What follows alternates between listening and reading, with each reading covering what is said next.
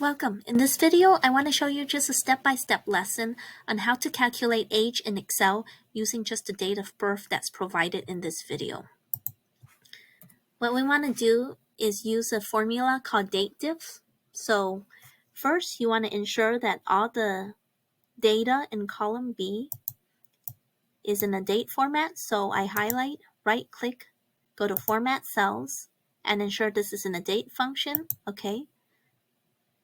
Then for column C, I want to ensure that all of this data is in a number cell, number format with no decimal.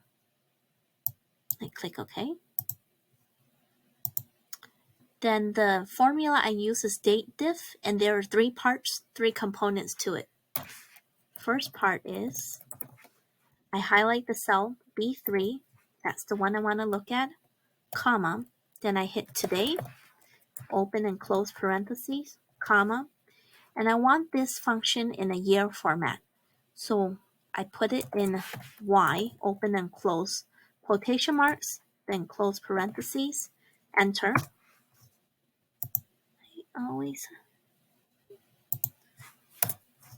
add an extra F under dateDiff. And then once I autofill it, you would see that it calculates for the rest of it.